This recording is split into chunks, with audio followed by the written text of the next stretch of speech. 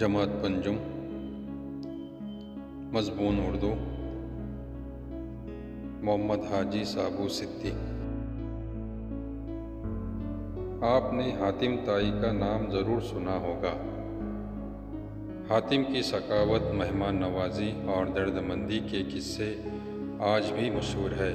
وہ ضرورت مندوں اور غریبوں کا ہمدرد اور مددگار تھا۔ آج ہم آپ کو ممبئی کے ایک ایسے ہی سخی اور دور اندیش شخص کے بارے میں بتاتے ہیں۔ ان کا نام محمد حاجی اور ان کے والد کا نام سابو صدیق تھا۔ محمد حاجی کا انتقال 1908 میں صرف 23 سال کی عمر میں ہو گیا تھا۔ اس کم عمری میں انہوں نے عوام کی فلاح و بہبود کے کئی کام کیے تھے۔ آج سے کوئی 100 سال پہلے محمد حاجی آپ ہی کی طرح بچے تھے۔ ان کے والد سابو صدیق شکر کے بہت بڑے تاجر تھے۔ یہ وہ زمانہ تھا جب ہمارے ملک میں شکر کے کارخانے نہیں تھے۔ موریشس سے شکر درآمد کی جاتی تھی۔ ان کا کاروبار لاکھوں میں نہیں کروڑوں میں تھا۔ دولت کی فراوانی تھی۔ گھرانہ دیندار تھا۔ ان میں درد مندی اور لوگوں کی مدد کرنے کا جذبہ بھی تھا۔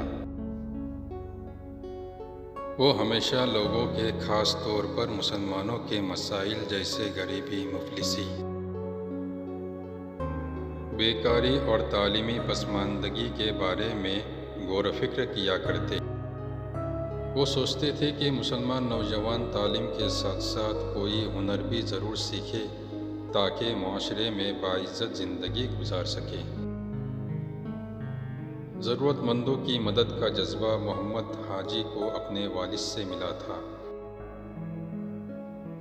جب محمد حاجی کی عمر صرف 20 سال کی تھی، ان کے والد کا انتقال ہو گیا۔ وہ کروڑوں کی جائیداد اور کاروبار کے مالک بن گئے۔ محمد حاجی سابو صدیق نے ملت کی بھلائی کے لیے سب سے پہلے صنعت و حرفت کا اسکول کھولنے کا ارادہ کیا۔ یہ وہ زمانہ تھا جب ملک میں کوئی ایسا اسکول نہ تھا جہاں طلباء کو مختلف قسم کی ہنر سکھائے جاتے ہوں۔ محمد حاجی سابو صدیق نے اس طرح کے اسکول کے قیام کا ارادہ ہی نہیں کیا بلکہ اس عظیم مقصد کے لیے 18 لاکھ روپے بینک میں جمع بھی کرا دیے۔ اس زمانے میں یہ بہت بڑی رقم تھی۔ 1936 میں اس رقم سے ممبئی میں پائی کلا کے قریب محمد حاجی سابو صدیق ٹیکنیکل اسکول قائم کیا گیا، جہاں سے تعلیم حاصل کرنے کے بعد ہزاروں طلباء عزت اور خوشحالی کی زندگی گزار رہے ہیں۔ اس اسکول کے قیام کے بعد بے روزگاری اور بیکاری میں کمی ہونے لگی اور عام لوگ بھی مختلف پیشہ ورانہ تعلیم اور ہنر کے کاموں کی طرف متوجہ ہونے لگے۔ محمد حاجی سابو صدیق ٹیکنیکل اسکول کے قیام کے ٹھیک 10 سال بعد 1946 میں ممبئی کے مشہور تعلیمی ادارے انجمن اسلام نے اس اسکول کا انتظام اپنے ہاتھ میں لے لیا۔ انجمن اسلام کی سرپرستی اور بہتر انتظام کی وجہ سے یہ اسکول ترقی کی منزلیں طے کرتا گیا، یہاں تک کہ 1958 میں اسے پولی ٹیکنک کالج کا درجہ مل گیا۔ پولی ٹیکنک اس کالج کو کہتے ہیں جہاں میٹرک کے بعد طلباء ہنرمندی کے مختلف پیشہ ورانہ کام سیکھتے ہیں۔ کامیاب ہونے کے بعد انہیں ڈپلومہ دیا جاتا ہے۔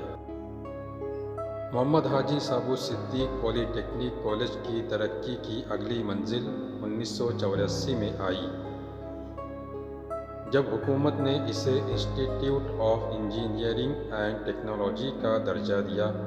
اب اس کالج میں انجینئرنگ کی پڑھائی بھی ہوتی ہے۔ اس ادارے سے ہر سال سینکڑوں ڈپلومہ اور ڈگری یافتہ انجینئر نکلتے ہیں۔ جو نہ صرف ہندوستان بلکہ باہر کے ملکوں کی بڑی بڑی صنعتی و تجارتی کمپنیوں میں اعلیٰ عہدوں پر خدمات انجام دے رہے ہیں اور اپنی مادر علمی کا نام روشن کر رہے ہیں۔ سابو صدیق انسٹی ٹیوٹ کی سلور جوبلی 1961 میں منائی گئی۔ اس موقع پر وزیر اعظم پنڈت جواہر لال نہرو نے خاص طور پر شرکت کی تھی اور اس ادارے کی تعلیمی خدمات اور حسن انتظام کو سراہا تھا۔ محمد حاجی کے والد سابو صدیق بھی بڑے نیک تھے۔ وہ ضرورت مندوں کی مدد کے لیے ہمیشہ آگے آگے رہتے۔ یوں تو ان کی خدمت خلق کے بہت سے کام ہیں، لیکن ان کا سب سے بڑا کارنامہ حاجی سابو صدیق مسافر خانہ ہے، جو حج کے لیے جانے والے مسافروں کے لیے بنوایا گیا تھا۔ آپ کو ایک اور بات بتاتے ہیں، وہ یہ کہ آج کل لوگ حج کے لیے ملک کے مختلف حصوں سے ہوائی جہاز کے ذریعے جاتے ہیں۔ اس سے پہلے لوگ ممبئی کی بندرگاہ میں پانی کے جہاز کے ذریعے حج کے لیے جاتے تھے۔ اس لیے لوگ مہینہ ڈیڑھ مہینہ پہلے ممبئی پہنچ جایا کرتے تھے۔ سمندری جہاز سے سفر کے لیے بھی 15-20 دن کا عرصہ لگتا تھا۔ ایسے میں حج کے مسافروں کی سہولت کے لیے سابو صدیق نے یہ مسافر خانہ بنوایا تھا۔ سابو صدیق نے رفع عام کے اور بھی کام کیے ہیں۔ مثلاً انہوں نے ایک اسپتال بنوایا جہاں نومولود بچوں اور ان کی ماؤں کی دیکھ بھال اور علاج معالجے کا انتظام ہے۔ اسی کے ساتھ انہوں نے ایک سینیٹیریم بھی بنوایا تھا۔ ان کے بھائی آدم صاحب نے ممبئی کے مدن پورہ میں بڑی مسجد بنوائی۔ انہی کے خاندان کی ایک عورت نے بھی ایک مسجد تعمیر کروائی تھی۔ محمد حاجی سابو صدیق اور ان کے خاندان نے لوگوں کی بھلائی اور بہبود کے بہت سے کام کیے ہیں۔ اس خاندان نے اپنی فلاحی خدمات کا ایک ایسا ورثہ چھوڑا ہے جو ہمیشہ قائم رہے گا۔